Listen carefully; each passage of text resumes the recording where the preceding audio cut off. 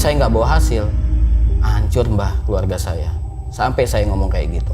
Saya minta harta sebanyak-banyaknya tanpa batas. Uang rupiah yang laku di Indonesia. Saya ngomong kayak gitu. Saya ingin membahagiakan keluarga saya mau membayar hutang-hutang saya bilang gitu. Saya minta anakmu. Saya nggak mau anak, Eyang. Mbah, saya nggak mau anak. Saya aja. Saya mau anakmu. Cuma di saat itu baru dibeberin sama dia. Anak ibu kan sama bapak kan pesugihan gitu. Semua tetangga aku tuh tahu semua. Mama, bapak, dengan kejadian itu keluarga aku tuh malu. Saya cuma bilang itu nggak bakalan lama dan buat apa gitu loh. Itu nggak mungkin nggak ada tumbal, alah itu nggak ada, semuanya itu pasti ada konsekuensinya dan itu berat banget.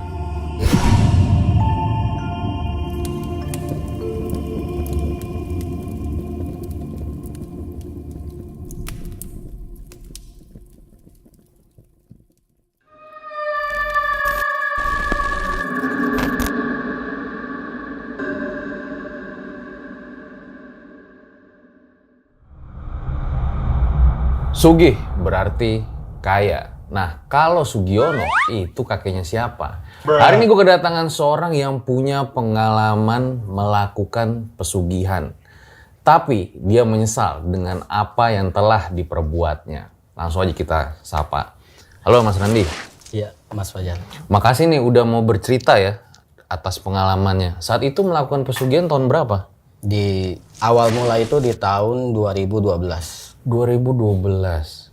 Kenapa melakukan pesugihan gitu? Nggak nyari kerja, apa mau bisnis, apa ngapain gitu? Ya awalnya mungkin karena mungkin saya susah ya nyari kerja. Saya nyari kerja, belum ada panggilan segala macem. Mungkin di situ ada terbersit, mungkin cari yang instan lah gitu loh. Jadi saya awalnya sih niatnya mau tahu gitu loh, bener apa enggak sih gitu loh. Apa yang diomongin di YouTube, di banyak orang yang ngomong, itu bener apa enggak gitu loh. Dan saya di tahun 2012 itu ya saya mencoba di situ. Iya ya, mungkin 2012 dulu bukan di YouTube kali ya, ngomongin warung kopi, TV gitu-gitu ya. Nah, saat itu ketemu dengan apa sosoknya? Kalau di tahun 2012 itu mungkin di awal ya, saya perjalanan dulu itu sama istri saya. Sama istri saya kita nyari, kita nggak tahu kita harus kemana, kita nggak tahu kita ketemu siapa, kita nggak tahu lokasinya di mana, semuanya gambling. Ternyata perjalanan waktu kita banyak kena tipu sama oknum-oknum gitu loh. Ada tumbalnya nggak? Nah, jangan dijawab dulu, nanti disimpan dulu ceritanya ya. Nah, buat kalian yang pengen ngirim cerita kayak Mas Randi ini ngirim cerita ke RJL, boleh banget DM atau bisa langsung WA ke sini. Seperti apa cerita pesugihan kali ini? Dan seperti biasa di RJL nggak ada setting-settingan. Langsung aja kita mulai. Berikut adalah ceritanya.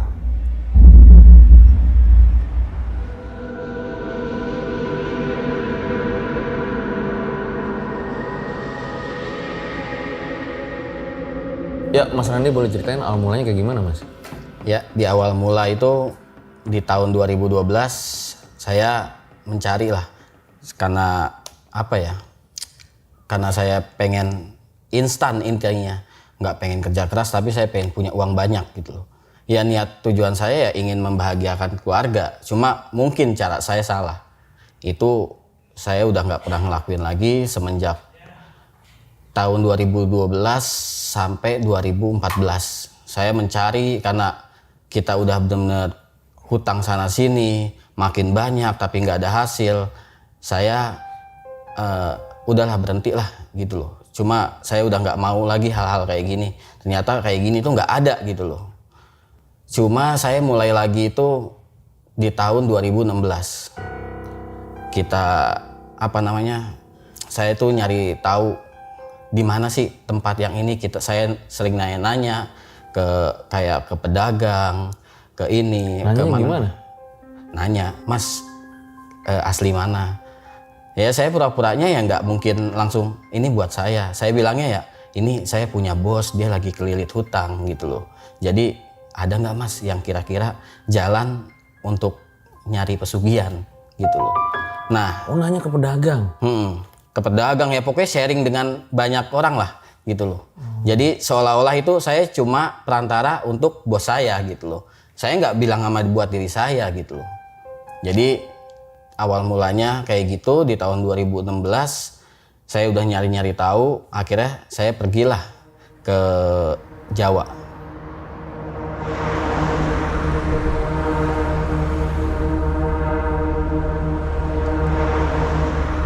...2016 itu saya pergi ke Jawa, saya sudah punya uang, saya kerja, saya kumpulin, saya sama istri saya kumpulin.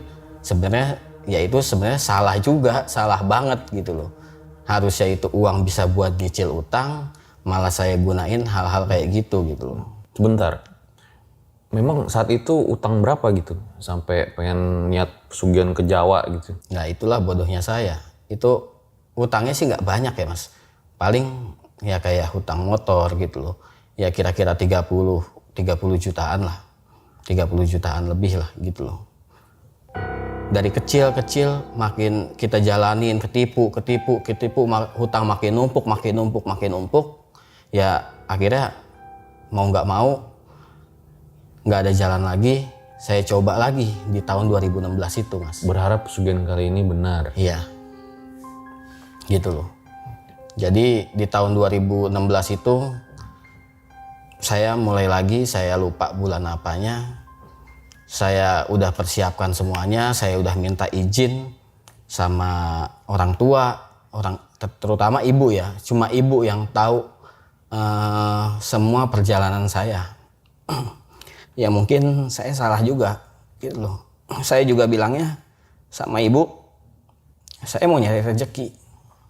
Saya nggak bilang pesugihan, tapi saya bilang saya mau nyari berkah, saya mau nyari rezeki, saya minta doanya, gitu loh. Tahun 2016 saya berangkat sama istri naik motor ke daerah Jawa.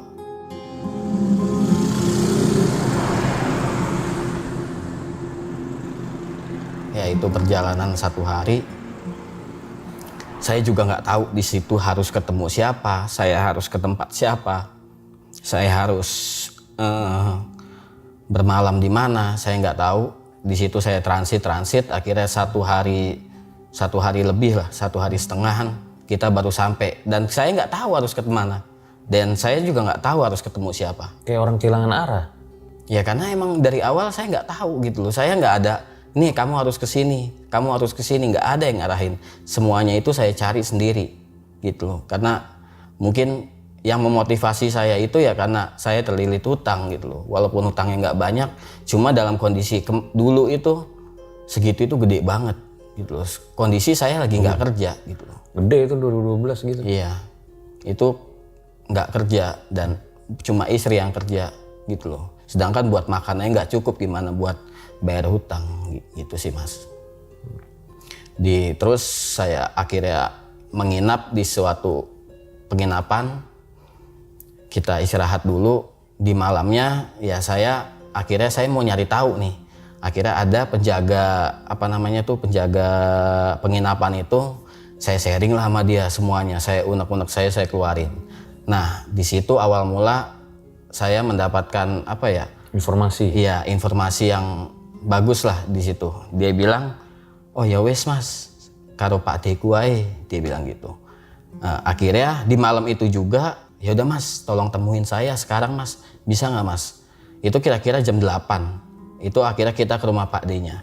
Ternyata Pak D-nya itu pas kita sampai ke sana, saya cerita semua ke Pak D-nya. Ternyata Pak D-nya, wah saya nggak bisa, karena kalau hal-hal kayak gini, kondisi sampean lagi terpuruk kayak gini, saya nggak bisa mas, kata dia. Kalau saya cuma manfaatin sampean, saya bisa, kata dia gitu. Saya ada, tapi dia udah lama nggak melakukan ini. Ini guru saya, ini mbah saya. Dia bilang gitu, mas tolong anterin saya. Itu posisi jam 11 malam. Dia bilang, wah mbahnya udah kayaknya jam segini udah tidur, besok pagi aja. Akhirnya saya balik penginapan, saya cerita sama istri saya, terus istri saya bilang, ya udah nggak apa-apa kalau emang ini jalanin, ya udah yuk besok pagi. Akhirnya pagi kita jalan.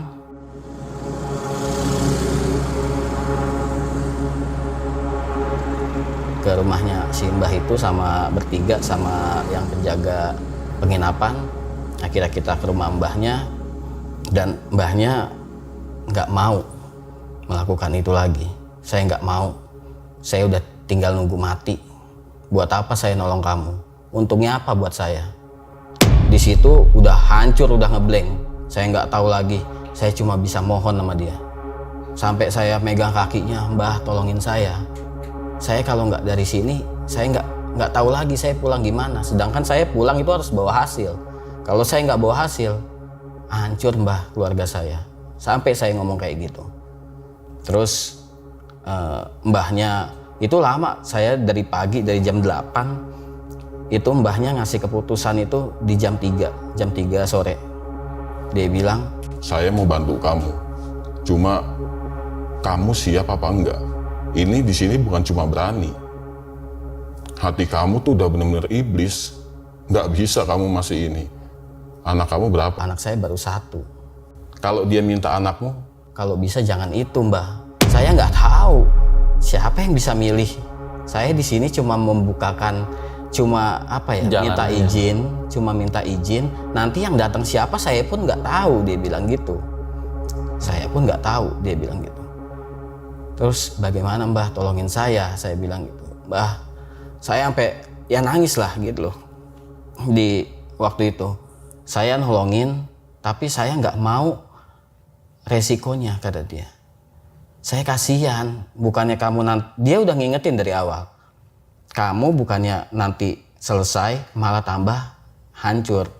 Dia sebenarnya udah ngingetin saya, di situ udah gelap mata, yang penting dia nolongin saya. Apapun yang terjadi saya siap, asal jangan ada keluarga saya. Saya mau diri saya aja mbah. Saya bilang gitu. Terus mbahnya juga mungkin nolong saya ya. Dia bilang ya udah sekarang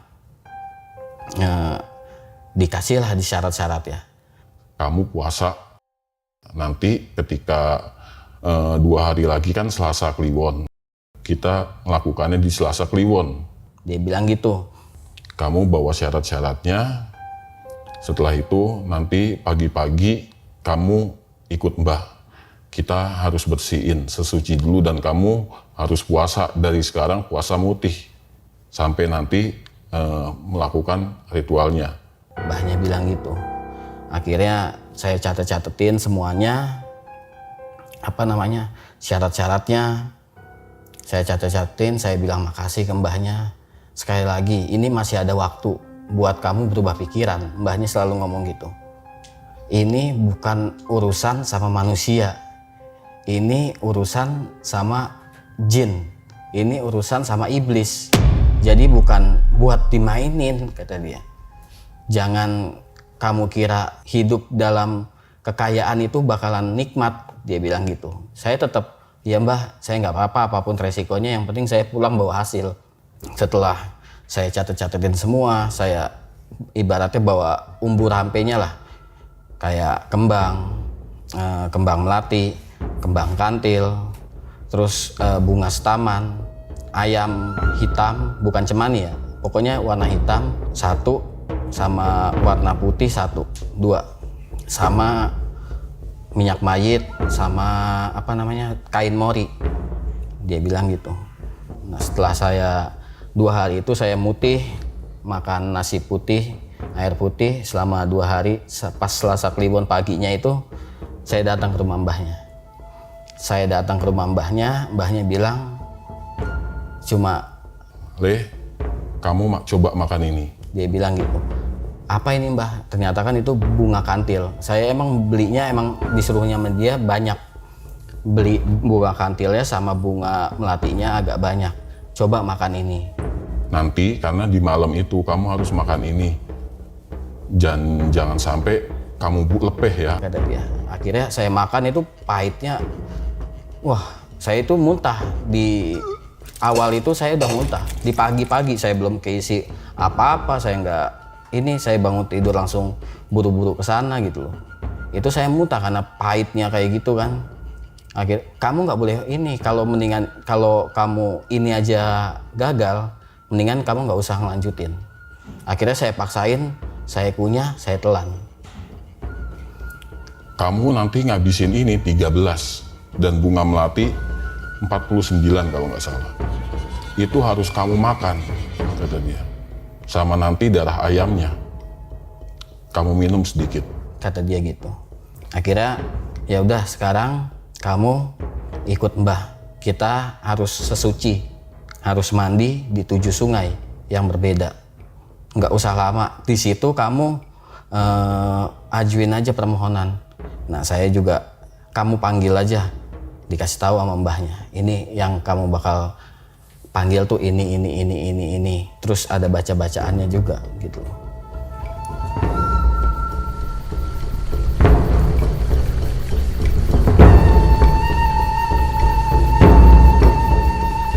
Akhirnya sampailah di sungai pertama. Itu saya benar-benar nggak pakai apa-apa. Saya harus berendam di situ. Dan lanjut sampai ke 7, yang 1 sampai 6 itu nggak ada apa-apa. Dan di sungai ke-7 itu udah rimbun, pohon bambu udah pada turun semua. Saya takutnya cuma ada ular. Mbah bilang, kalau kamu nggak pas 1 sampai 6 kamu kurang pasrah. Kalau yang ke-7 ini nggak pasrah, mau mati mau apa, itu udah jadi konsekuensinya, ibaratnya dia bilang gitu, tapi pakai bahasa Jawa. Oh ya udah Mbah, udah di kolom ke-7 di sungai ke-7 itu saya udah pasrah, mau mati mau apa, saya cuma manggil, terus saya niatin apa yang saya mau.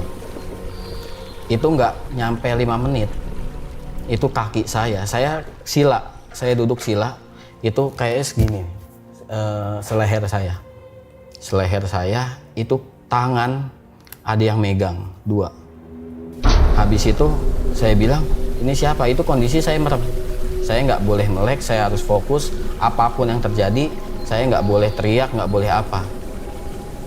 Terus itu juga kalau tangan manusia kan beda sama itu, tangannya panjang, terus ada kukunya. Itu pagi. Di situ saya udah benar-benar ketakutan. Apa saya gagalin aja ya? Saya takutnya kenapa gitu loh. Saya dibawa, terus juga saya kayak kayak ketarik ke bawah gini gitu loh. Saya takutnya saya mati malah bener di situ gitu loh. Cuma ya udahlah, mati hidup mati, saya di sini. Ketika kayak gitu nggak lama itu hilang satu persatu, tangannya tuh ngelepas. Terus mbahnya bilang, "Wisle, kamu diri. Udah, ayo."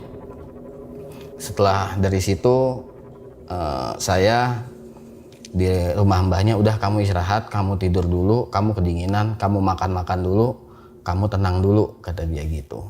Ya udah, akhirnya saya makan, saya istirahat dulu. Sebelum maghrib itu sekitar 5:30, dia bilang, "Kamu nggak punya Tuhan ya, kamu nggak punya Gusti Allah." Dia bilang gitu. "Kalau kamu masih ada dalam hatimu kayak gitu, jangankan itu yang datang, pocong pun nggak akan datang." Dia bilang gitu. "Kamu sekarang setan." Dia bilang gitu. "Kamu sekarang setan, jadi kamu nggak ada Tuhan gitu loh. Kamu nggak punya Tuhan, jadi kamu jangan sampai nyebut Tuhanmu. Tuhanmu udah nggak bakal nolong kamu."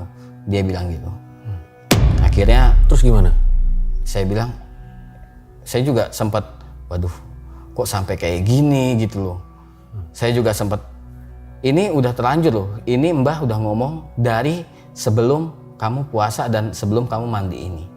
Kamu bilang kan, tadi kamu dipegang, berarti kamu udah diterima. Dia bilang gitu. Itu di situ, wah udah ngeblank saya juga. Wah ini kamu nggak bisa main-main. Kamu udah melakukan ini, kamu nggak bisa main pergi-pergi gitu aja. Itu sama aja mempermainkan, kata dia. Akhirnya saya tekatin diri saya, akhirnya saya lanjutin.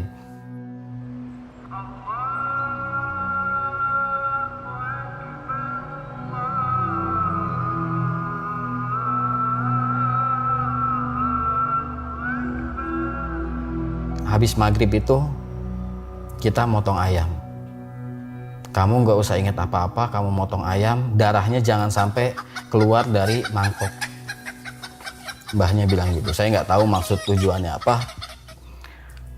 Akhirnya saya potong darahnya, terus ayamnya ya nggak dimasak.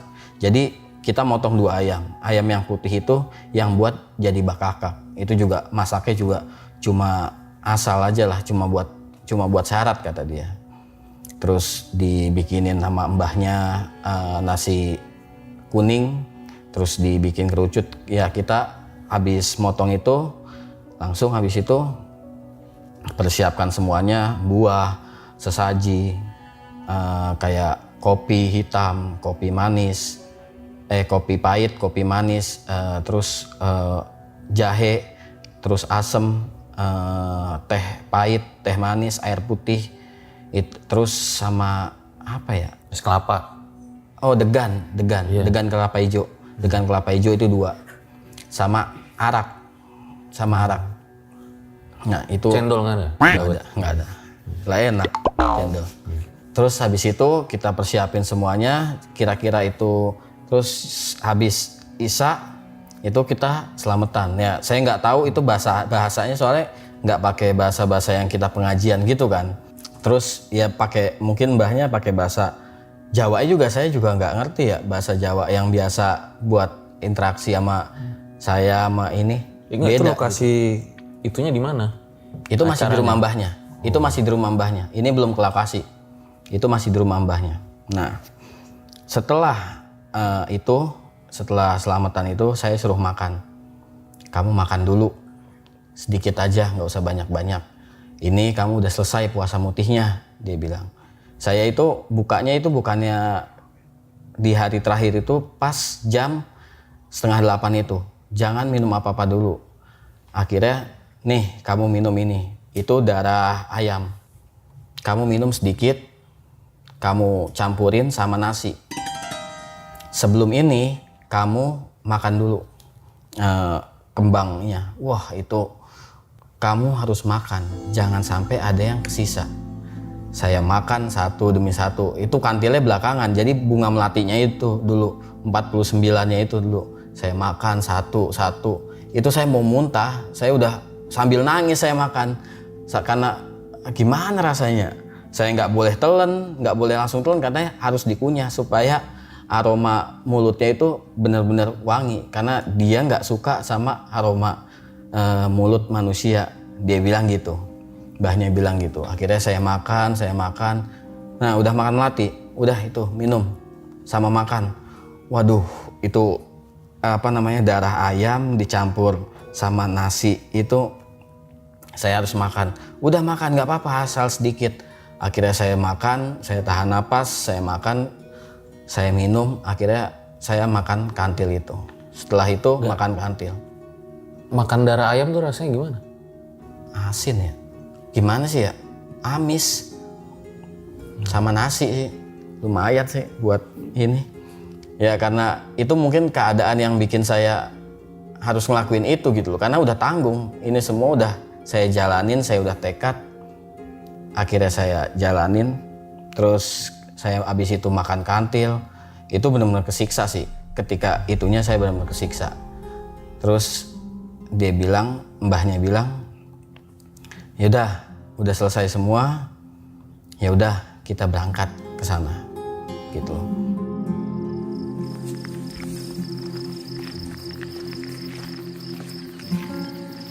Kita berangkat, kita nggak boleh naik kendaraan, kita jalan kaki. Itu kira-kira jam 9 dari sana, semuanya udah dibawain, semua pokoknya nggak boleh ada yang kurang. Gitu loh. Jadi sampai bawa termos, jadi nyeduh minumannya nanti di lokasi, kata dia. Nyeduh minumannya harus panas dan di lokasi. Jadi bawa termos, kita sampai di lokasi itu, lokasinya itu di tengah-tengah alas ya, di tengah-tengah hutan. Oh. Itu cahaya cuma ada terang bulan. Itu pas tepat di Selasa Kliwon. Itu perjalanan saya nyampe sana aja itu udah itu udah deg-degannya, udah rasanya itu udah beda. Kayak badan saya berat, terus merindingnya itu nggak hilang-hilang gitu loh. Itu dari situ aja kayak, aduh ini saya bisa nggak ya gitu loh. Saya masih ngeyakinin diri saya bisa nggak ya. Soalnya emang saya mikir dari omongan si mbahnya bilang, ini bukan cuma keberanian tapi hati. Kalau hatinya masih ada sifat manusianya ya nggak bakal bisa, nggak bakal berhasil, dia bilang gitu. Kamu nanti berhadapan langsung, kamu langsung sendiri, langsung ngomong sendiri. Jangan sampai kamu nggak bisa ngomong ketika, apalagi lari. Kalau kamu lari, terus kamu kepaduk akar, kamu mati, itu jangan salahin setannya. Setan nggak bisa ngebunuh manusia, dia bilang gitu. Kalau kamu lari, kepaduk akar atau ke tabrak pohon, kamu mati dalam keadaan kayak gitu, itu bukan salah setannya, dia bilang gitu. Bukan salah jinnya, bukan salah eyang-eyangnya, mbahnya bilang gitu. Akhirnya kita sampai di sana, dipersiapkanlah itu semua. Dan awal mula yang dipersiapkan itu kain mori. Kirain saya kan kain mori buat tempat saya duduk. Terus kain mori itu digelar kira-kira 2 meter, 3 meter. Ya udah, kamu tidur. Lah saya kaget. Saya diapain, Mbah? Saya bilang gitu. Kamu tidur. Kamu saya pocongin. Karena kamu harus semuanya, kamu harus telanjang. Kamu nggak boleh pakai apapun. Nanti dikafanin. Ya saya akhirnya nurut. Ya akhirnya saya dikafanin. Dikafanin sesuai kayak pocong gitu. Setelah itu langsung saya dari ujung kepala sampai ujung kaki itu dikasih minyak mayit. Minyak mayit yang wanginya itu aduh wangi banget. Udah 2 hari juga buat mandi nggak hilang-hilang. Itu saya dikasih minyak mayit itu banyak banget. Habis itu saya dari atas kepala yang darah yang tadi ayam dipotong itu ternyata itu buat saya disiram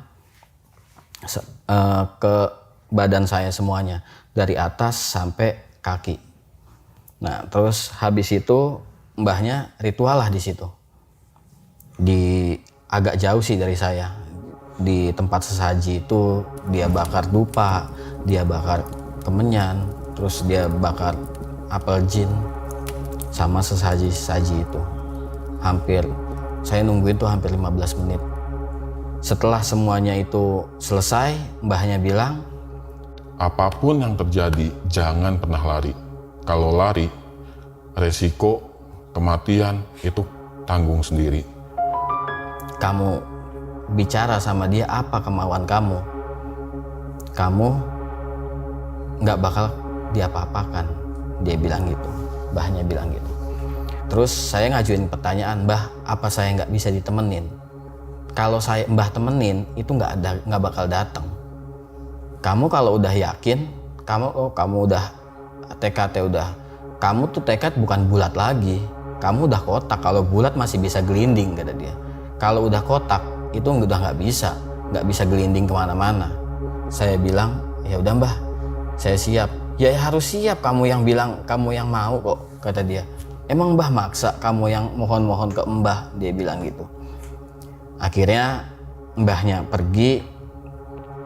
Akhirnya itu kira-kira saya ditinggal mbahnya.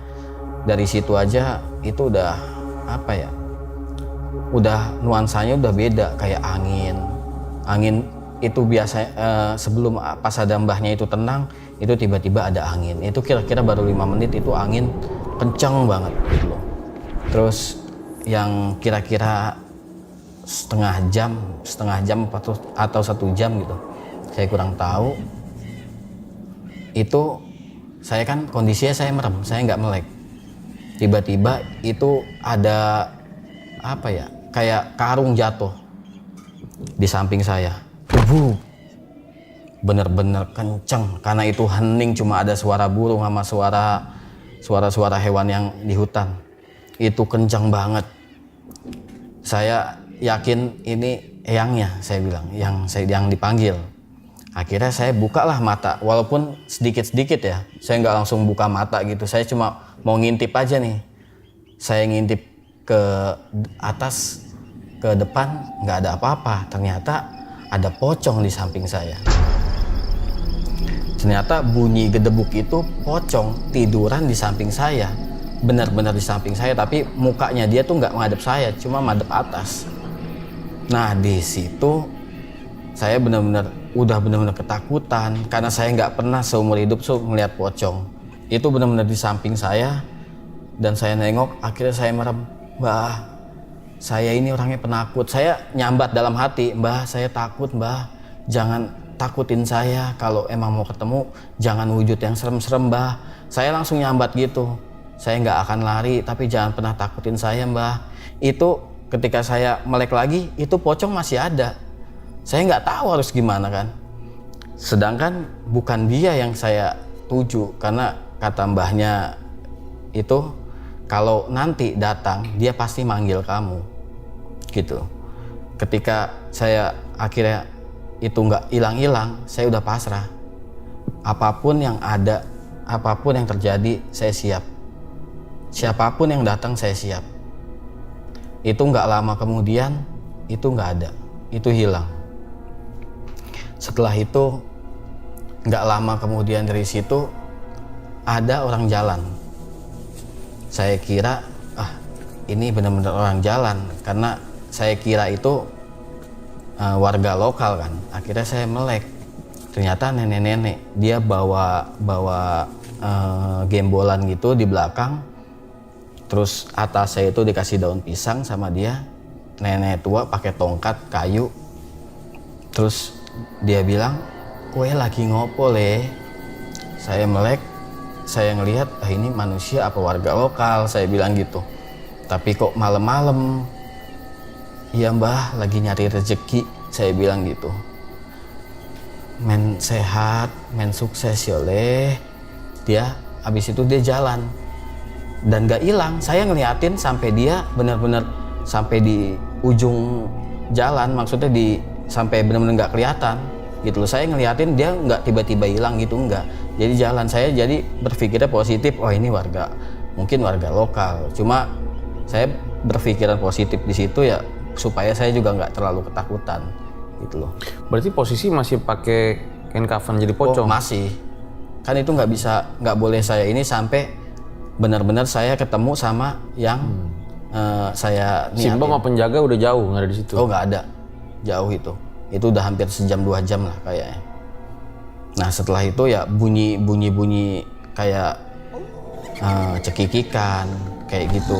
Terus kayak manggil-manggil di samping kuping. Cuma kan saya kondisinya merem, nggak saya melek celingak-celinguk. Karena kan saya harus fokus manggil dia. Saya terus fokus, saya minta apa yang saya mau. Saya fokus manggil-manggil. Hampir lama juga sih, saya juga hampir tidur. Karena benar-benar ngantuk, hawanya udah angin banyak. Itu kayak kayak gempa, cuma kayak tapak kaki raksasa gitu loh. Dem. Itu benar-benar saya di situ, ini pasti dia datang. Saya nggak tahu bentuknya kayak gimana, saya nggak tahu wujudnya kayak gimana, saya belum berani buka mata. Terus setelah itu hampir 8 langkah, terus dia manggil nama saya, Randy. Di situ udah kayak sound system di kuping saya, bener-bener kenceng, nggak karuan. Di situ saya beraniin buka mata saya. Ternyata itu buto. Saya nggak tahu itu buto atau bukan, cuma dia benar-benar perawakannya benar-benar besar. Kalau diibaratkan saya sekorek api, dia semanusia, gitu loh. Jadi saya nggak bisa ngelihat full sampai atas karena saya benar-benar cuma sampai batas badan aja, gitu loh. Cuma sampai batas badan, karena itu juga cuma cahaya bulan. Setelah itu butonya, Mbah, Eyang. Terus saya ungkapin lah, saya ingin melunasi hutang, saya ingin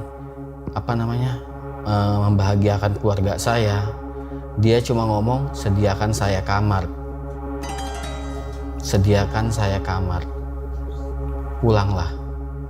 Dia cuma ngomong itu, langsung pulang, langsung hilang. Setelah itu saya benar-benar langsung kayak ngeblank, gelap, dem. Dia hanya ngomong itu, langsung hilang, belum. Langsung kayak penglihatan saya itu langsung gelap. Itu kira-kira jam 9. Habis itu udah nggak ada apa-apa lagi. Setelah itu mbahnya datang. Dah, buka semuanya, kata mbahnya. Habis itu dibakar. Jangan sampai ada yang kesisa. Akhirnya dibakar semuanya. Setelah semuanya selesai, kira-kira jam 4 itu udah ada udah mau azan subuh. Ayo kita pulang. Nggak usah cerita, kata dia. Nanti aja pagi, mbahnya bilang gitu. Akhirnya saya pulang ke rumah mbahnya.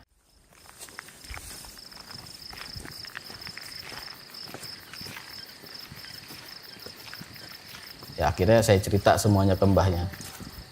Saya nggak tahu mbah, saya cuma ngomong kayak gitu. Saya udah ceritain semua, saya suruh pulang mbah.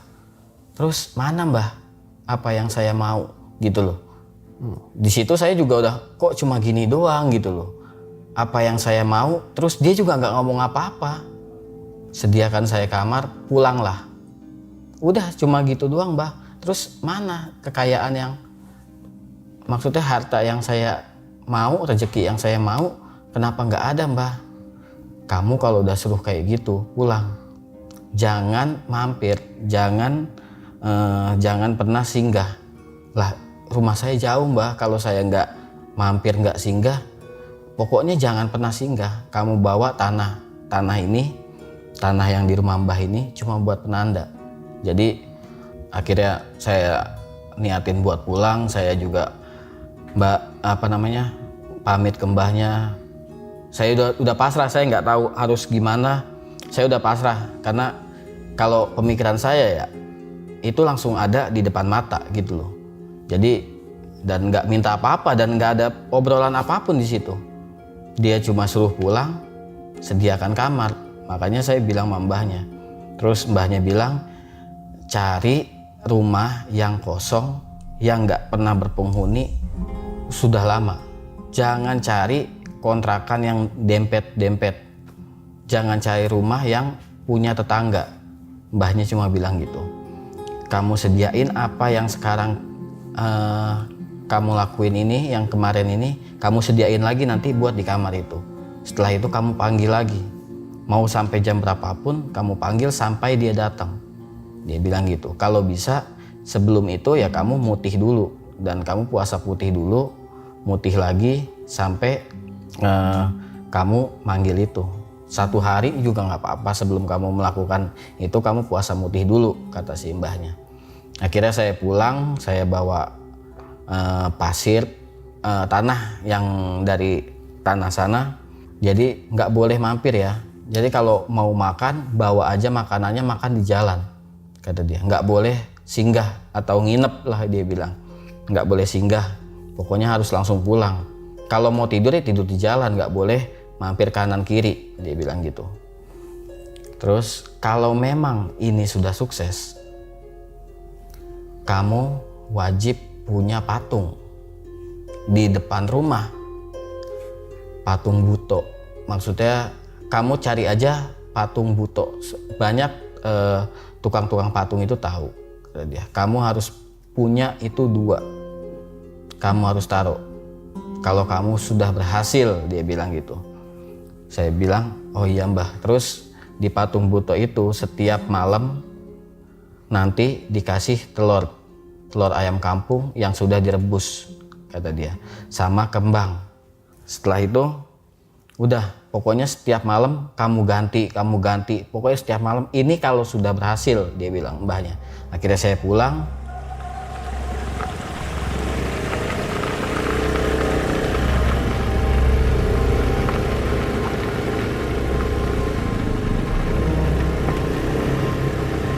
Itu juga nggak ada apa-apa sih. Akhirnya saya sampai itu 1 hari, karena emang benar-benar nggak istirahat, nggak apa. Itu sampainya di rumah, saya benar-benar nggak tahu kenapa anak saya sakit. Dan saya bingung, kok anak saya sakit? Dia sebelumnya saya tanya, emang sebelumnya ada sakit apa gimana, mandi hujan atau apa? Terus ibu bilang, enggak, orang juga pas tadi telepon ini dia seneng, dia bunda sama ayahnya pulang. Akhirnya tiba-tiba dia sakit. Pas saya sampai, dia itu panasnya tinggi banget, hampir kejang. Akhirnya kita dibawalah ke klinik dan saya tidur. Saya benar-benar udah nggak karuan lah, udah capek banget, udah nggak karuan. Saya belum ngelakuin apapun karena besokannya anak saya tuh masih sakit. Anak saya tuh belum sembuh. Malah dia matanya celong, jadi kayak bawah matanya itu kayak hitam kayak gitu kan. Terus dokter tuh bilangnya tipes gitu loh. Cuma gejala tipesnya ini kok beda, saya bilang gitu. Sedangkan sebelumnya itu nggak pernah kecapean, nggak pernah sakit gitu loh. Nah di situ akhirnya udahlah, nanti aja saya pikirin ya. Saya carilah rumah itu. Saya cari dulu rumahnya, karena rumahnya nggak bisa di rumah saya, karena di rumah saya kecil dan penuh orang juga kan. Akhirnya saya cari hari itu, akhirnya dapet. Akhirnya saya panjer lah itu 3 bulan. Karena dia rumah itu nggak bisa per bulan, harusnya kan per tahun. Makanya saya minta ini, saya minta 3 bulan. Dia bilang ya udah 3 bulan nggak apa-apa. Akhirnya saya bayarlah 3 bulan tuh rumah. Malah keluar duit lagi nih. Iya. Setelah 3 bulan itu, saya bayar 3 bulan, saya langsung cari persyaratan semuanya. Saya cari persyaratan semuanya, udah lengkap. Besokannya saya mulai puasa mutih. Setelah saya puasa mutih itu, malamnya saya persiapin semuanya apa yang kayak kemarin di sana. Saya cari ayam hitam, saya cari ayam putih, saya cari semuanya. Saya ikutin semua yang kayak mbahnya lakuin di sana. Cuma saya nggak dipocongin bedanya, karena siapa yang mau mocongin saya gitu loh, saya sendiri. Cuma saya duduk di atas kain mori itu. Tetap saya taburin minyak bayat. Jadi saya cuma selimutan lah gitu loh. Jadi saya nggak dipocongin, saya cuma selimutan aja lah gitu loh. Selimutan di kain mori itu. Akhirnya saya ngelakuin itu, saya panggil, itu lama lah, hampir 4 jam. Itu hampir 4 jam, itu kira-kira jam 1, itu rumah itu kayak getar.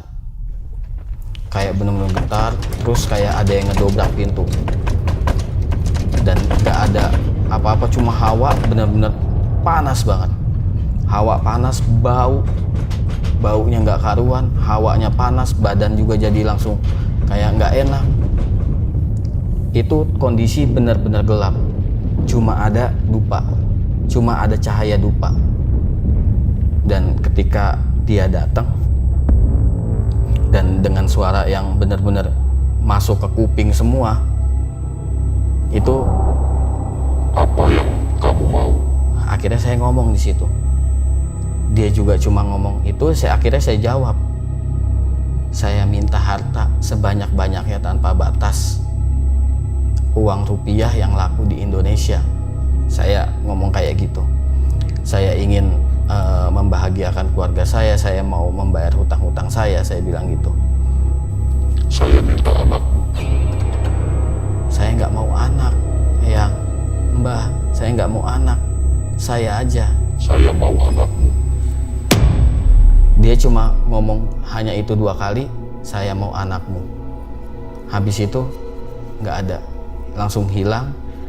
Di situ saya udah benar-benar ketakutan karena kondisinya anak saya lagi sakit. Akhirnya tanpa mikir, saya langsung ke klinik. Saya nengokin anak saya. Di situ saya nangis. Saya nggak mau, karena saya benar-benar saya mau ngubungin mbahnya nggak punya handphone. Gitu loh. Saya mau ngubungin gimana gitu loh. Mau nggak mau, kok anak saya gitu loh. Sedangkan ketika saya ngomong, saya mau diri saya aja, dia cuma ngomong saya mau anakmu. Setelah itu udah panasnya nggak ada, dia kayak udah hilang gitu loh. Di situ saya udah benar-benar panik, saya nggak mau anak saya benar-benar diambil nih gitu loh. Akhirnya besoknya saya ngelakuin ritual itu lagi.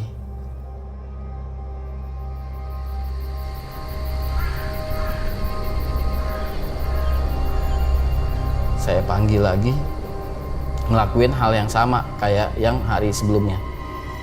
Saya lakuin lagi, akhirnya dia datang dengan menggetarkan kayak gempa kayak gitu. Akhirnya dia datang.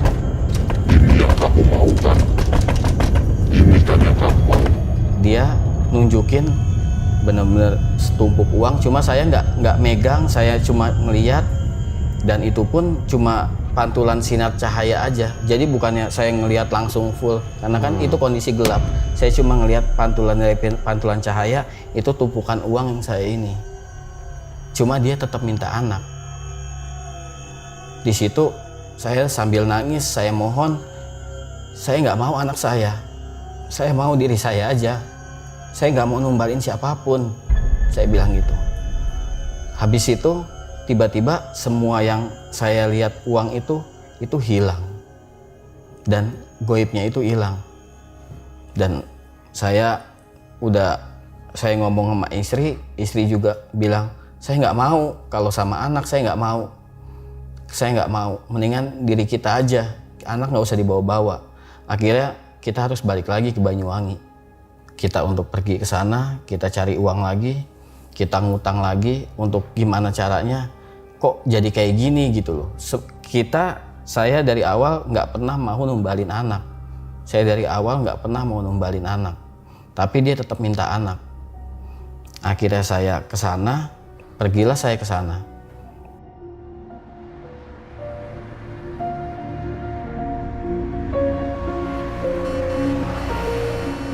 Saya sendiri naik bis. Sesampai di sana, saya cerita semuanya ke mbahnya. Terus, kamu mau gagalin? Dia bilang, ini semuanya udah apa yang kamu mau kemarin. Dia bilang gitu. Mbahnya bilang gitu. Apa yang kamu mau kemarin? Kenapa sekarang kamu kayak gini? Karena mintanya anak, mbah. Karena mbah gak tahu apa yang bakal dia ngomong, apa yang bakal dia ceritain, itu mbah gak tahu. Mbah taunya, mbah cuma pembuka jalanmu, cuma minta izin, kamu yang perjanjian. Giliran kayak gini kenapa kamu nggak mau? Saya nggak bisa mbah kalau anak. Apapun yang terjadi, ya saya nggak mau anak. Saya bilang gitu. Akhirnya mbahnya bilang, siapin kambing kendit untuk memutus semuanya ini. Kamu belum pernah megang dan kamu belum pernah mengambil uang itu kan? Enggak mbah, karena dia tetap minta anak saya. Dan saya bilang saya nggak mau. Setelah saya ngomong nggak mau, dia hilang. Makanya mbah bilang, ya udah, ini coba ya, ini nggak bisa kamu putus gitu aja. Ini kita coba. Kalau emang setelah ritual ini anak kamu nggak ada, ya berarti mbah nggak bisa nolongin lagi. Mbahnya bilang gitu. Pokoknya ini cuma usaha mbah aja. Semoga aja emang bisa kamu cari kambing kendit. Dia bilang gitu. Mbahnya bilang gitu. Saya tanya harganya berapa, mbah nggak tahu. Coba kamu cari tahu sama emasnya. Coba emasnya. Akhirnya itu kira-kira kambing kendit itu harga 6 jutaan. Di situ saya cuma bawa buat ongkos pulang pergi lah hampir 1 jutaan. Saya nggak bisa pulang dulu karena waktu yang mepet. Saya takutnya anak saya kenapa-napa. Akhirnya saya teleponlah istri saya suruh cari uang pinjaman hampir 10 jutaan lah buat semua syarat itu, daripada anak kita kenapa-kenapa. Terus istri saya juga bilang, ini udah pasti aman, udah pasti selamat anak kita.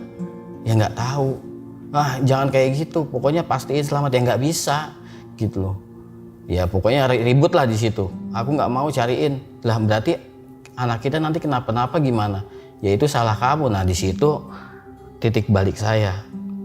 Mungkin di situ udah saya sambil dia nyari, di situ saya udah nggak bisa diajak ngomong. Saya nyesel sama apa yang saya perbuat. saya ngelihat anak saya menderitanya, terus istri kan videoin, difotoin, lihat kondisinya udah kurus banget, dia nggak mau makan dari awal masuk klinik sampai itu cuma diinfus, cuma infusan yang buat makanan dia tuh cuma infusan, dia nggak mau makan sama sekali, dia nggak bisa ngomong sama sekali, nggak mau ngomong sama sekali, udah kayak mayat hidup, dia bilang gitu. Akhirnya setelah itu dapatlah dia 9 jutaan. Setelah itu saya beliin semuanya syaratnya. Terus mbahnya bilang, ini nggak berarti kalau emang dalam 7 hari ke depan setelah ini anakmu nggak ada, itu nggak bisa kamu tetap melakukan perjanjian. Dan kamu kalau nggak ngasih sesaji, dia udah pasti ngamuk. Nanti kamu bakal tahu sendiri apa akibatnya. Kalau kamu nggak ngasih sesaji, kamu nggak beli patung untuk apa namanya tuh, untuk di depan rumahmu, dan kamu harus beli rumah yang besar, dan kamu harus bangun usaha karena ini perantaranya usaha. Yang awal dikasih itu cuma awal, tapi kamu tetap harus buat usaha. Usaha apapun udah pasti maju. Mau kamu nggak bisa masak itu udah pasti maju. Mbahnya bilang gitu. Jadi jangan pernah takut. Tapi saya nggak mau, Mbah, kalau anak saya yang jadi tumbal ini. Saya bilang gitu. Saya udah bilang dari awal. Di sini itu bukan cuma keberanian, tapi hati itu udah, kita nggak punya hati. Mbahnya udah ngomong gitu emang dari awal. Cuma saya kesadarnya baru kejadian itu.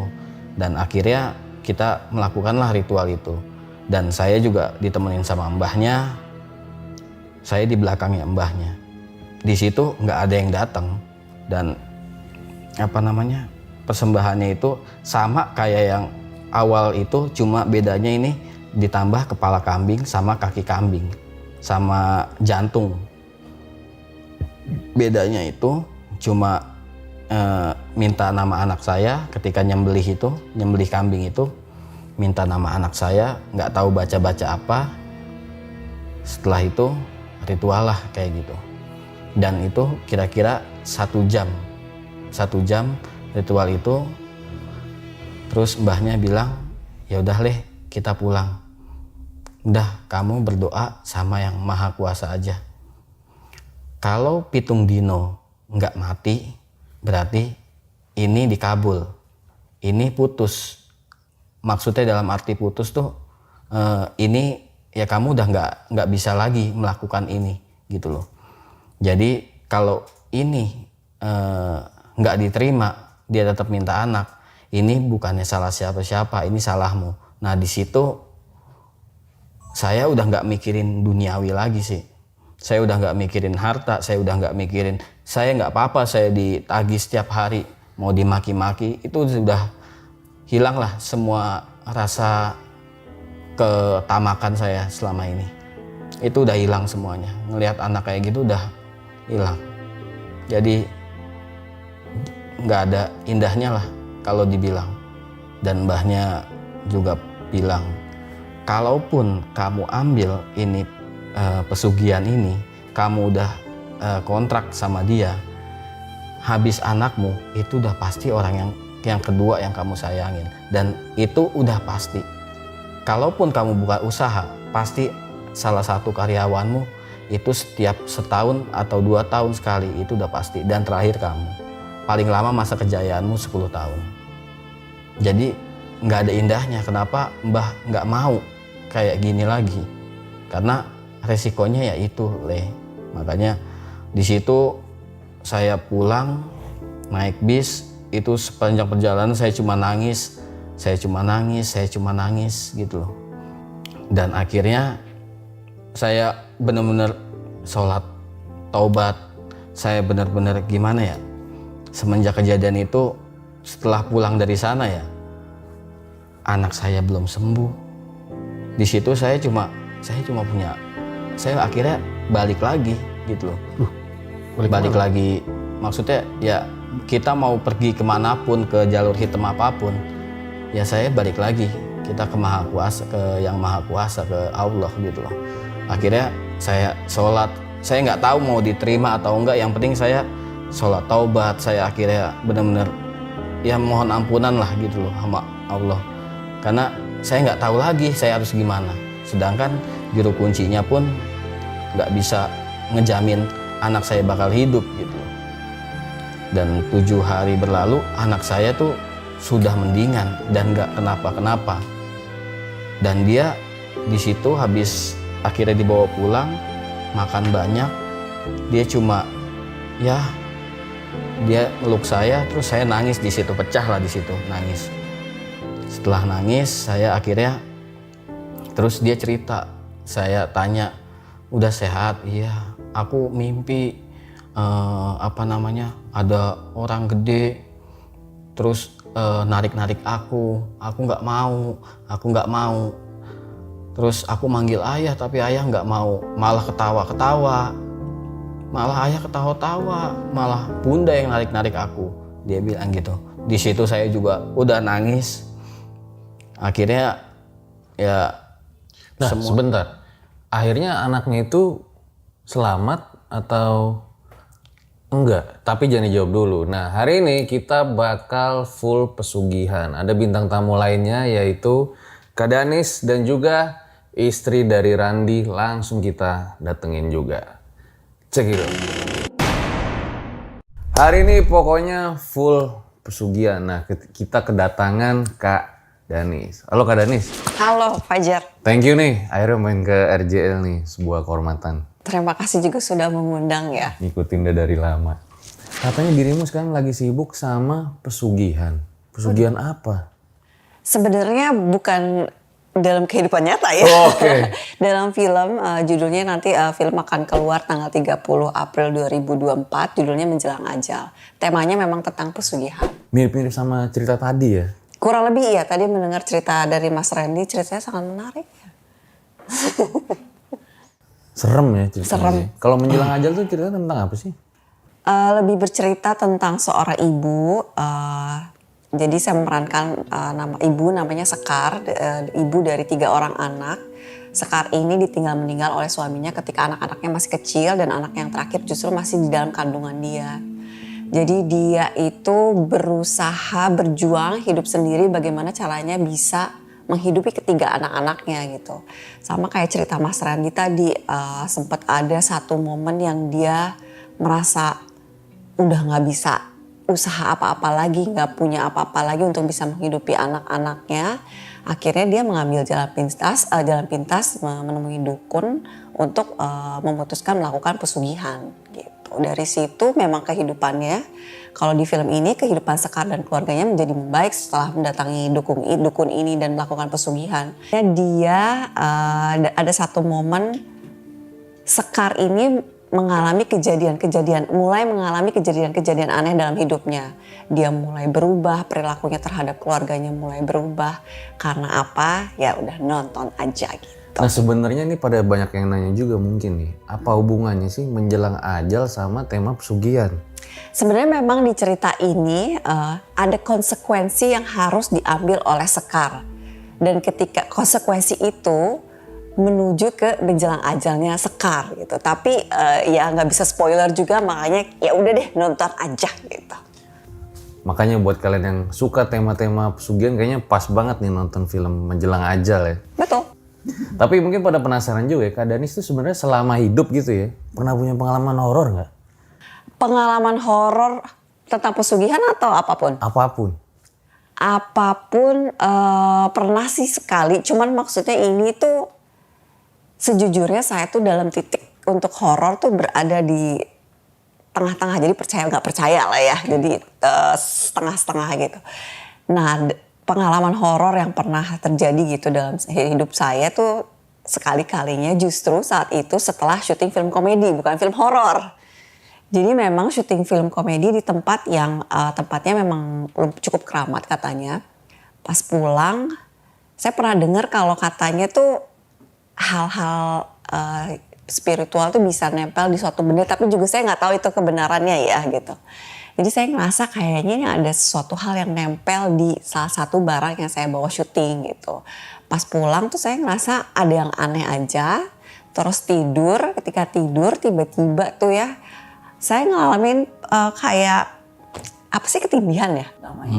Ya kayak ketindihan gitu yang pengen bangun tapi nggak bisa karena di dalam mimpi saya tuh tiba-tiba ada kuntilanak depan muka gitu yang bener-bener deket banget. Tapi itu mimpi, jadi tapi saya ngerasanya itu vivid dan kayak real banget. Tapi saya nggak tahu ini bener atau enggak gitu. Jadi makanya saya ngerasa itu apa ya, pengalaman horor yang pernah terjadi dalam hidup. Tapi itu juga 50-50 benar atau tidaknya juga saya nggak yakin. Antara nyata gitu. atau nggak nyata, mimpi bukan gitu ya. Iya. Tapi terasa sangat real gitu. Kuntilanaknya ingat kayak gimana? Nah kuntilanaknya itu ya yang sering kita lihat di film-film yang digambarkan oleh orang-orang dari semenjak kecil kan, kayak orang Indonesia sangat dekat dengan hal-hal yang berbau mistis dan salah satunya juga sosok yang sering diceritakan kan kuntilanak gitu. Rambutnya panjang, pakai baju warna putih, mukanya tuh rusak, kurang lebih kayak gitu sih. Terus akhirnya kebangun. Kebangun, tapi itu juga dengan apa ya, dengan usaha yang sangat keras gitu, pengen bangun karena ketindihan tuh kayak pengen bangun tapi nggak bisa gitu kan, udah baca doa segala macam sampai akhirnya kayak pengen bangun gitu. Berarti kuntilanak itu bukan sosok manusia ya? Soalnya kan kadang nih, nggak tahu ya kalau Kak Denis beda ya. Kadang tuh kalau lagi ada gensit-gensit nongkrong gitu ya, cewek-cewek gitu ya, si Kunti tuh nyebelin banget hari ini deh gitu. Oh bukan manusia ya? Bukan. Ini kuntilanaknya sepertinya dalam mimpi itu makhluk halus gitu loh. Iya. Ada lagi pengalaman horor yang pernah dialami Kak Danis? Enggak sih, alhamdulillah hanya itu. Alhamdulillah hanya itu ya. Jangan sampai, kok soalnya sebenarnya saya sangat penakut ya. Oh gitu. Kalau ada bisa nanti kita undang podcast lagi. Boleh. Iya. Nah mungkin terakhir deh, kenapa para Lang sama Erjal Satset harus nonton film Menjelang Ajal di bioskop? Harus banget menonton film Menjelang Ajal karena film Menjelang Ajal ini kalau menurut saya bukan film yang hanya horornya aja yang kuat, tapi juga ada drama keluarganya. Jadi harapannya ketika penonton keluar dari bioskop itu bukan hanya perasaan ketakutan dari horornya, tapi juga ada haru biru dari cerita drama keluarga yang diangkat di film ini gitu. Gitu. Nonton ya? Siap. Mas Randi nonton ya? Iya pasti dong. Ini pelakunya lagi kan. Nah, kalau Kak Dani sendiri tuh percaya pesugihan apa enggak? Nah, tapi jangan dijawab dulu nih. Kita undang istrinya Kak Randi dulu ke dalam. Ya, hari ini kita juga udah kedatangan istri dari Randi, yaitu Kak Dede. Halo Kak Dede. Halo Mas. Nah, tapi kita tanya Kak Danis dulu ya. Kak Danis, ini netizen sekarang kan pertanyaan-pertanyaannya itu tajam gitu ya. Kayak pengen ngorek-ngorek gitu. Sebenarnya Kak Danis tuh percaya pesugihan gak sih gitu? Sama kayak tadi sih. Oh, di tengah Setengah-setengah ya. ya. Percaya nggak percaya. Karena mungkin penasaran juga belum lihat langsung. Iya, belum pernah menyaksikan secara langsung. Misalnya kalau misalnya berkaitan dengan film Menjelang Ajal kan tentang pesugihan penglaris ya, penglaris warung nasi gitu. Cuman belum pernah ngelihat ada tempat pakai pesugihan gitu. Kalau misalnya makan di suatu tempat, misalnya makan di tempatnya enak, tapi pas dibawa pulang rasanya berbeda, emang pernah kan banyak yang bilang itu katanya pakai pesugihan. Cuman kan nggak mau suzon juga gitu, kita nggak tahu, siapa tahu memang ya dibawa pulang udah dingin gitu. Jadi nggak bisa menjudge itu juga sih. Jadi belum pernah lihat yang benar-benar tentang pesugihan penglaris ini gitu. Iya ya. Tapi intinya sih efek di film Menjelang Ajal itu buat para pelaku pesugihan tuh bikin jerak lah ya. Insya Allah semoga ada efek itunya untuk yang melakukan pesugihan. Oke, jadi teman-teman langsung aja buat yang suka tema-tema pesugihan, tonton film Menjelang Ajal di seluruh bioskop kesayangan pada tanggal 30 April 2024. Nah, ini kita pengen nanya juga nih ke istrinya Randi ya. Iya Mas. Kak Dede, Iya. sebenarnya suaminya tuh kenapa sih gitu? Kok malah main-main pesugihan gitu? Aku tuh awalnya juga sempat kaget ya. Dari pas awal-awal dia minta izin gitu, terus dia nyari-nyari tahu gitu. Nah, aku tuh sempat, kamu ngapain sih gitu. Cuma aku udah mau ngasih tahu gitu kan ke dia untuk ngapain sih kayak gitu. Cuma dia bilang, ya kayak gini caranya kita biar bisa bayar utang gitu. biar hidup kita tuh nggak kayak gini terus, kata dia gitu. Ibaratnya kita kan nggak mau Bun, kamu yang kerja sendiri. Emang dulu aku yang kerja sendiri Mas, sedangkan suami aku kan namanya orang laki kan susah ya, apalagi cuma lulusan SMA atau ya ibaratnya rendah lah gitu, nggak ada yang namanya D3 atau S1 gitu kan. Dan di situ dia berambisi gitu kan. Yang satu aja banyak nganggur. Iya. Kadang nggak ngaruh juga sih. Aku tuh ibaratnya udah ngasih tahu dia kan, ya kerja apa aja gitu kan, yang penting halal. Tuh cuma emang waktu itu di saat itu ya ibaratnya kita emang banyak kelilit hutang gitu kan, dan kita nggak bisa nyelesain gitu karena yang kerja tuh cuma aku sendiri gitu. Sempet nggak setuju nggak sih gitu? Kok malah pesugihan gitu? Sempet aku nggak setuju waktu itu, cuma karena ya aku mikirnya dia suami aku ya, dan aku tuh pengen jadi istri tuh ya udah, kalau emang itu kamu mau ngejalanin ayo gitu. Aku selalu support dia apapun yang dia lakuin gitu kan. Dia mau sebenarnya sih aku nggak pernah asal jangan merugikan orang gitu. Iya gitu. Dan emang waktu dia melakukan itu pun juga dia nggak pernah yang namanya ngorbanin siapapun gitu, kayak numbalin keluarga gitu atau apalagi anak ya, itu sama sekali nggak ada gitu. Makanya dia selalu buat udah diri saya aja gitu. Jadi tuker nyawanya dia gitu, pakai umurnya dia gitu, perjanjiannya. Dia selalu bilang sama aku kayak gitu. Emang benar dia selalu nggak mau, percuma kita kaya tapi mengorbankan orang lain atau keluarga. Kita mau bahagiain siapa kalau bukan keluarga? Iya. Gitu. Saat itu anak sempet sakit tuh, sempet was-was juga tuh, jangan-jangan anak jadi tumbal nih. Iya, sempat memang kepikiran karena anak aku waktu itu bilang udah dari pas aku pulang tuh emang udah panas badannya kan, udah panas, udah nggak mau makan gitu. Sempat aku bawa ke klinik, tiba-tiba dia cuma bilang gini, Bunda aku capek gitu, Bunda aku capek gitu terus. Dan dia tuh cuma maunya tiduran sama nutup matanya aja. Jadi diajak bercanda sama kakaknya tuh gak mau gitu. Diajak main gitu gak mau. Dia cuma bilang, Bunda aku capek. Dan aku bilang sama suami aku, ini kenapa? Aku bilang gitu. Aku bilang aku gak mau ya anak aku jadi tumbal gitu. Kita kan mau ngebahagiain siapa sih? Gitu. Ngebahagiain keluarga, ngebahagiain orang tua gitu. Meskipun cara kita tuh salah gitu. Karena dia masih trauma mendalam ya. Sebenarnya Karena itu masa-masa suram juga mungkin saat itu ya. trauma banget, dibilang trauma tuh banget. Karena aku sampai dibenci. Sampai dibenci? Sama keluarga besar aku. Karena pesugihan ini? Iya, aku sampai diusir. Sampai diusir? Iya, sama keluarga besar aku dibilang anak durhaka. Karena jujur, keluarga aku itu agamanya kuat banget. Aku juga dulu ibaratnya dari kecil sampai dewasa tuh aku diajarin ilmu agamanya gitu. Bukan ilmu kayak gini-gini gitu. Makanya di saat itu ada orang Jawa Barat. Dikira dia tuh, kita tuh udah sukses. Yang waktu dari tahun 2012 ya. 2012 sampai 2014 itu yang kita langsung berhenti. Terus tiba-tiba aku bilang sama dia, kita kerja aja yuk ya. Kita nyari duit yang halal aja. Gitu. Dikit-dikit masih bisa rentenir, masih bisa kita musyawarahin kekeluargaan. Waktu itu belum ada pinjol ya, masih rentenir ya? Si rentenir Batak kayak gitu. Cuma Batak itu belum seserem yang sekarang. Sekarang kan udah kayak bunuh-bunuhan gitu kan. Di berita ibaratnya. Iya.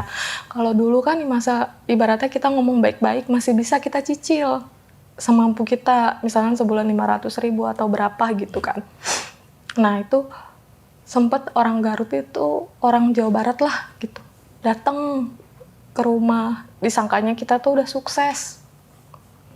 Dan terus dia nuntut minta, katanya aku sama suami aku punya hutang sama dia sebesar ya adalah gitu, gede juga gitu. Keluarga aku sempat kaget gitu kan, karena dia lancang sampai ibaratnya masuk ke rumah gitu, masuk ke rumah mertua. Terus sempet pas aku di saat itu aku mikir nggak bisa kayak gini terus ya, aku bilang gitu. Makanya kita sempat balik lagi kan waktu tahun 2016 itu, karena diteror sama yang orang Jawa Barat itu yang bilangnya aku punya utang. Oh, makanya dia yang buto ini ya. Terus dia datang tuh ke rumah keluarga aku bawa polisi, bilangnya itu polisi. Padahal bukan. Ya aku nggak tahu ya, tapi ya nggak mungkin kan bawa polisi itu segampang itu gitu. Cuma di saat itu baru dibeberin sama dia. Anak ibu kan sama bapak kan pesugihan gitu. Semua tetangga aku tuh tahu semua. Mama, bapak, yang ibaratnya aku tuh dari golongan nenek aku tuh haji gitu. Orang yang benar-benar dihormatin di daerah situ gitu kan. Tapi dengan kejadian itu keluarga aku tuh malu sama diri aku. Sampai pada saat aku pulang, aku datang ke rumahku. Di saat itu aku dibilang sama ada kakak ipar mamaku ya. Dia bilang, udah nggak punya anak satu juga, hilang anak satu nggak masalah. Di saat itu aku kaget kan. Mama aku nyuruh, semua keluarga aku tuh nyuruh aku untuk bercerai. Sempet nyuruh aku untuk bercerai sama suami aku. Cuma di saat itu aku mikir,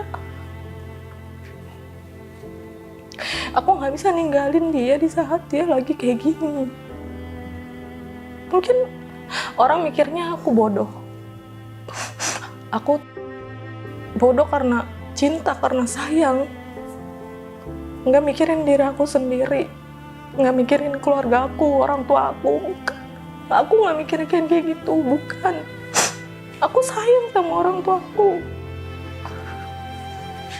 Sampai aku mikirnya surga aku setelah aku menikah itu ada di suami aku.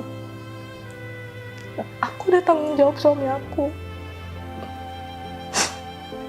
Meskipun aku tahu apa yang aku lakuin sama suami aku ini salah.